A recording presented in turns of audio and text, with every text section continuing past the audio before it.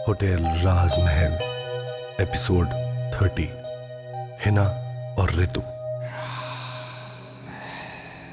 विशाल और दिव्या ने देखा कि एक अधेड़ उम्र की महिला उनके ठीक सामने खड़ी है। बिखरे हुए बाल, बेतरतीब पहनी हुई साड़ी और अजीब सी हालत। वो औरत दिव्या और विशाल से पूछती है, तुम लोग होटल राजमहल से आए हो ना? विशाल और दिव्या हैरान होकर एक दूसरे की तरफ देखने लगते हैं। विशाल और दिव्या को देखते ही उस औरत ने ताली बजाकर जोरों से चिल्लाते हुए कहा, तुम लोग मेरी विधि को ले आए, मेरी विधि को ले आए क्या तुम लोग? बोलो ना, कुछ बोलते क्यों नहीं? उस औरत की आवाज सुनते ही अंदर से एक अधेड़ उम्र का व्यक्ति बाहर आया और उस औरत को डांटते हुए बोला, उमा चलो अंदर जाओ। उस व्यक्ति ने विशाल और दिव्या को देखते हुए कहा, माफ करना, मेरी वाइफ की दिमागी हालत कुछ ठीक नहीं है। जब से हमने अपनी बेटी को खोया है, मेरी वाइफ ऐसी हो गई है। इसे अभी भी ऐसा लगता है कि इसकी बेटी वापस आ जाएगी। उस व्यक्ति ने आगे विशाल और दिव्या को कहा, पर मैं आप लोगों को नहीं जानता, आप कौन? उस व्यक्ति की बात सुनकर विशाल ने कहा, हम विधि के कॉलेज के सीनियर हैं। आई एम सॉरी अंकल, हमें आज ही विधि के बारे में पता चला। हम अपनी शादी का कार्ड देने आए थे उसे। विशाल की बात सुनकर उस व्यक्ति ने विशाल और दिव्या को अंदर आने के लिए कहा। अंदर आते ही इन लोगों ने देखा कि हर जगह उस कमरे में विधि की तस्वीरें लगी होती हैं। ये देखकर दिव्या उस व्यक्ति से पूछती है, पर अंकल ये सब क्या हुआ विधि के साथ? दिव्या की बात सुनकर उस व्यक्ति की आंखों में आंसू आ जाते हैं और वो कहता है, ये बात विधि के कॉलेज की लास्ट ईयर की है। विधि और उसकी बाकी 3 सहेलियां होटल राजमहल गई थीं। वहां पता नहीं क्या हुआ, लेकिन अगले दिन खबर आई कि वो होटल जलकर राख हो चुका है और वहां रुके किसी भी इंसान का कोई अता पता नहीं है। विधि मेरी इकलौती बेटी थी। उसके अलावा मेरा और मेरी वाइफ उमा का कोई भी नहीं है। विधि के पापा ने आगे अपनी बात पूरी करते हुए कहा। यह सब सुनते हुए विशाल की नजर सामने टंगे एक फोटो पर जाती है, जिस पर विधि एक दूसरी लड़की के साथ स्विमिंग सूट में ट्रॉफी और मेडल के साथ दिखाई देती है। उस लड़की को विशाल ने उस रात होटल के कमरे में नहीं देखा था। तो विशाल विधि के पापा से पूछता है, अंकल वो विधि के साथ दूसरी लड़की कौन है?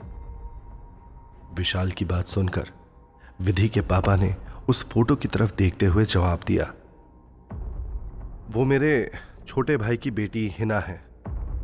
हिना की भी मौत हो चुकी है। पानी में डूबने के कारण हिना का दम घुट गया था, जिससे उसकी मौत हो गई थी। इतना सुनते ही विशाल पूछता है, अंकल ये कौन सी जगह से स्विमिंग सीखते थे? उस आदमी ने पीछे की तरफ इशारा करते हुए कहा, बेटा वहीं वो फोटो के पीछे ही लिखा हुआ है। उस स्विमिंग सेलिब्रिटी कॉम्प्लेक्स का नाम और पता यहीं पास में ही है। विशाल उठकर उस एड्रेस को नोट कर लेता है और हाथ जोड़ते हुए विधि के पापा से बोलता है, अंकल अब आप हमें इजाजत दीजिए। बाहर निकलते निकलते अचानक दिव्या को कुछ याद आता है और वो वापस विधि के पापा के पास जाकर बोलती है, अंकल आपके पास अगर अलीशा, अनन्या और वेदिका के घर का एड्रेस होगा तो क्या आप हमें दे सकते हैं प्लीज? विधि के पापा ने हाँ में सर हिलाते हुए विशाल और दिव्या को रुकने के लिए बोला और थोड़ी ही देर में इन तीनों लड़कियों का फोन नंबर विशाल और दिव्या को दे दिया। फोन नंबर लेकर विशाल और दिव्या घर से बाहर निकल जाते हैं। कुछ ही देर बाद विशाल और दिव्या स्विमिंग सेलिब्रिटी कॉम्प्लेक्स के अंदर दाखिल होते हैं। तभी दोनों को स्विमिंग पूल में बहुत से लोग स्विमिंग करते हुए दिखाई देते हैं, जिनमें उन्हें विधि और हिना भी नजर आते हैं। विशाल और दिव्या बहुत ध्यान से सामने देखने लगते हैं हिना पानी के अंदर जाकर स्विमिंग कर ही रही होती है कि पीछे से विधि आती है और हिना का पैर खींचकर उसे नीचे गहरे पानी की ओर ले जाती है। हिना का छटपटाना साफ साफ विशाल और दिव्या देख पा रहे होते हैं। कुछ ही पलों के बाद हिना का शरीर पानी के ऊपर तैरता हुआ दिखाई देता है और अचानक हिना अपनी आंखें खोलकर विशाल और दिव्या को घूर कर देखती है। ये देखकर दिव्या जोर से चिल्लाती है और विशाल से लिपट जाती है। विशाल उसे संभालते हुए उसके कंधे पर हाथ रखता है और जैसे ही दिव्या और विशाल सामने देखते हैं वहां कोई भी नहीं होता। विशाल और दिव्या को समझने में वक्त नहीं लगता कि आखिर हिना की मौत कैसे हुई होगी और क्यों हिना की आत्मा ने विधि को होटल राजमहल के बाथरूम में पानी में डुबाकर मारा। वहीं अंदर ऑफिस में जाकर विशाल और दिव्या हिना के घर का पता लेते हैं, जो कि विधि के घर के आसपास ही होता है। कुछ समय बाद विशाल और दिव्या हिना के घर पहुंचते हैं। हिना के घर पहुंचकर जैसे ही विशाल ने दरवाजा खटखटाया, अंदर से एक रौबदार आवाज आई। खोल रहा हूं दरवाजा, सब्र करो भाई। और जैसे ही दरवाजा खुला, विशाल और दिव्या ने देखा कि उनके सामने एक हट्टा कट्टा नौजवान खड़ा हुआ है। विशाल और दिव्या कुछ बोल पाए इससे पहले ही उस लड़के ने अपनी रौबदार आवाज में कहा, हाँ भाई बोलो, क्या बात है। उस लड़के की आवाज सुनकर विशाल हिचकिचाता हुआ बोला, अब वो एक्चुअली हमें आपसे हिना के बारे में कुछ बात करनी है। हिना का नाम सुनते ही उस लड़के के चेहरे के हाव भाव बदल गए और वो थोड़ा गंभीर होकर बोला, हिना के बारे में। हिना का नाम सुनते ही घर के अंदर से एक और इंसान बाहर आया और बोलने लगा, हिना, क्या तुमने मेरी बेटी हिना के बारे में अभी कुछ कहा? क्या जानते हो तुम उसके बारे में? मैं हिना का पापा हूं, मुझे बताओ। विशाल ने कहा, हिना को मारा गया था। यह सुनते ही हिना के पापा हैरान नजरों से विशाल की तरफ देखते रहते हैं। ये क्या बोल रहे हो तुम? हो कौन तुम लोग? विशाल बोलता है, आपके लिए यह जानना जरूरी नहीं है कि हम लोग कौन हैं, लेकिन यह जानना जरूरी है कि हिना को किसने मारा था। यह सुनकर उस रौबदार आवाज वाले लड़के ने कहा, मैं हिना का भाई हूं, बताओ किसने मारा था मेरी बहन को।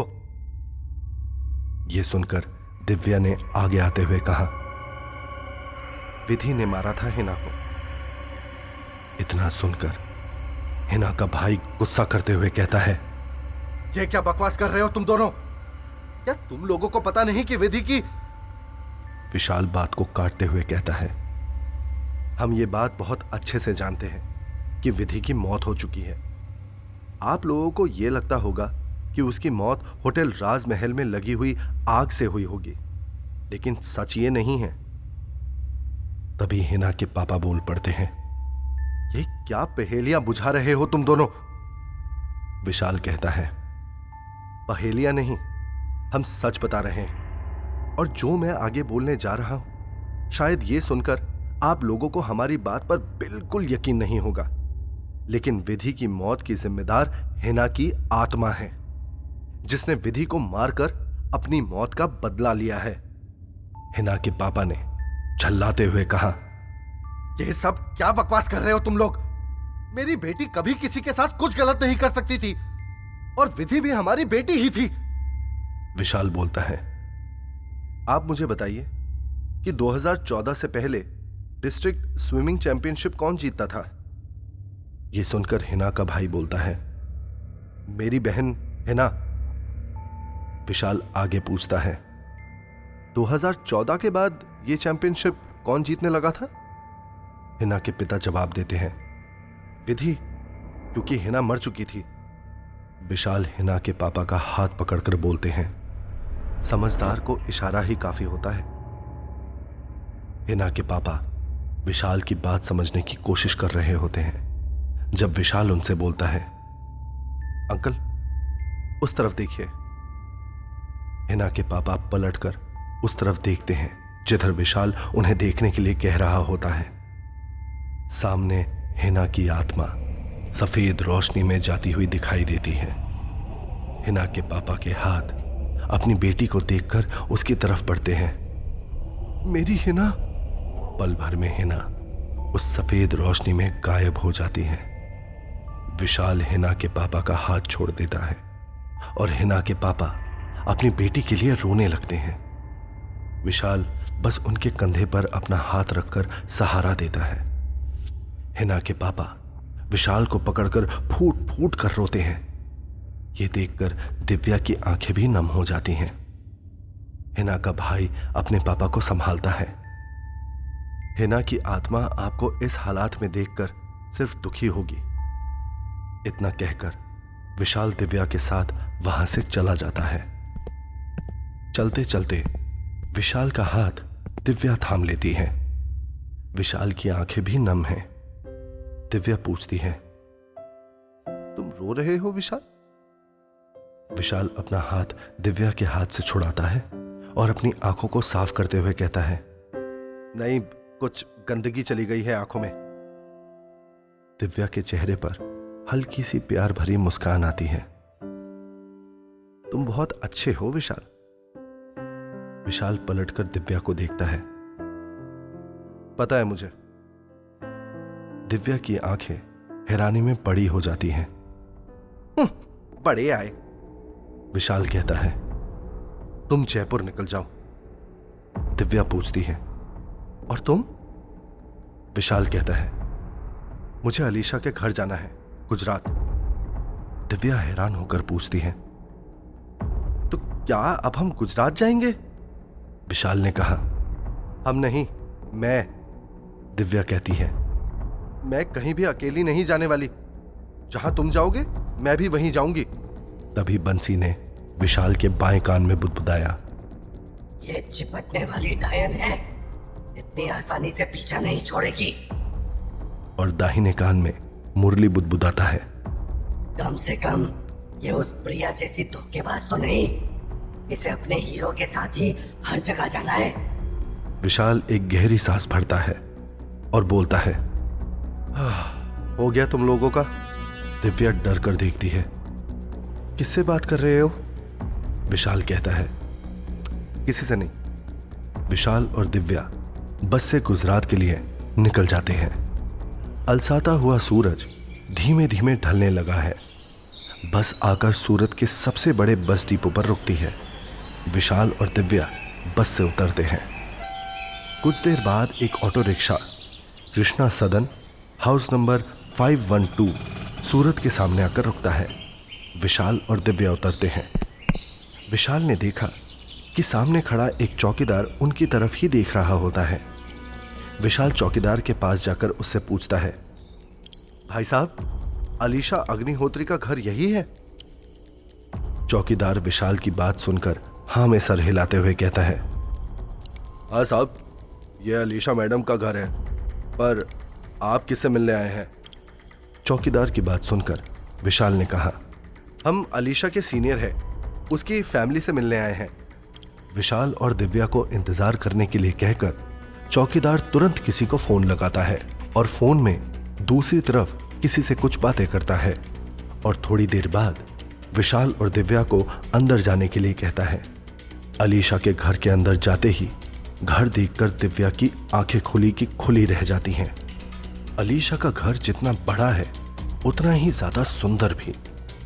विशाल और दिव्या उस घर को देख ही रहे होते हैं कि तभी अचानक विशाल की नजर एक बड़ी सी पेंटिंग में पड़ती है, जो शायद अलीशा की ही पेंटिंग है। विशाल और दिव्या वहां खड़े खड़े उस पेंटिंग को देख रहे होते हैं। तभी उन्हें पीछे से आवाज आती है, कौन है आप लोग? हैरान होकर चौंकते हुए विशाल और दिव्या पीछे पलटकर देखते हैं तो वहां उनकी ही उम्र के दो लड़के खड़े होते हैं। विशाल उनसे कहता है, हम अलीशा के सीनियर हैं। हम यहाँ आए तो थे अपनी शादी का कार्ड देने, लेकिन हमें अलीशा के बारे में जब से पता चला है, यकीन करना मुश्किल हो गया है। ऐसे अचानक से अलीशा हमें छोड़कर कैसे? उन लड़कों में से एक लड़के ने अफसोस करते हुए बोला, मेरा नाम अनिकेत है, मैं अलीशा का भाई हूं, और ये है मेरा दोस्त रोहन, जो अलीशा का बॉयफ्रेंड भी था। 2016 होटल राजमहल की आग में अलीशा झुलसकर उसकी अस्थियां तक हमें नहीं मिली। अनिकेत की आंखों में आंसू भर आए। तभी दिव्या ने रोहन से पूछा, क्या मैं आपसे एक सवाल पूछ सकती हूं? रोहन ने कहा, जी बिल्कुल। दिव्या ने आगे कहा, अलीशा के मुंह से मैंने एक बार ऋतु के बारे में सुना था, क्या कुछ प्रॉब्लम थी उन दोनों में? तभी अचानक से एक ठंडी हवा का झोंका सबको महसूस हुआ। एक पल के लिए सबकी कपकपी छूट गई, लाइट्स जलने बुझने लगी और एक लड़की की डरावनी चीख सुनाई देने लगी। चीख इतनी तेज थी कि सबको अपने कान बंद करने पड़े। अगले ही पल अचानक से सन्नाटा पसर गया। रोहन डरा, सहमा, कांपती आवाज में बोलता है, जब भी कोई ऋतु का नाम लेता है तो ऐसा ही होता है। ऋतु अक्सर मेरे कमरे में आकर रात को रोती है, मैं सो भी नहीं पाता। विशाल पूछता है, ये ऋतु थी कौन? रोहन घबराई आवाज में कहता है, मेरी बेस्ट फ्रेंड थी ऋतु। ऋतु और मैं बचपन के दोस्त थे, लेकिन अलीशा को ऋतु बिल्कुल भी पसंद नहीं थी। अलीशा एक पल के लिए भी ऋतु को अपने आसपास बर्दाश्त नहीं कर सकती थी। और ऐसे ही उस दिन टेरेस पार्टी के दौरान अचानक ऋतु की टेरेस से गिरकर मौत हो गई। तभी किसी लड़की की फूट फूट कर रोने की आवाज आने लगती है। रोहन बहुत डर जाता है। अनिकेत भी घबराया हुआ देख रहा होता है। सहमी आवाज में रोहन विशाल और दिव्या से कहता है, ये तो मैं समझ गया हूं कि आप लोग अलीशा के सीनियर्स तो नहीं हैं, आप लोग हैं कौन? विशाल और दिव्या थोड़ा घबराकर एक दूसरे को देखते हैं, लेकिन तभी बात को संभालते हुए दिव्या बोलती है, तुम मुझे नहीं जानते रोहन, पर मैं ऋतु की कजिन सिस्टर हूं। मुझे उस जगह ले चलो जहां से ऋतु नीचे गिरी थी। दिव्या ने अपनी बात पूरी करते हुए कहा। दिव्या की बात सुनकर रोहन ने बिना कोई सवाल किए हां में सर हिलाया और चारों निकल गए होटल हॉलीवुड की तरफ। होटल के 28th फ्लोर पर जाते ही रोहन ने एक तरफ इशारा करते हुए कहा, वो रही वो जगह जहां से ऋतु गिरी थी। जैसे ही विशाल और दिव्या की नजर उस जगह पर पड़ी, उन दोनों की कपकपी छूटने लगी, मानो उन लोगों ने किसी बर्फ की सिल्ली पर हाथ रख दिया हो। अचानक से उस टेरेस का माहौल बदल जाता है।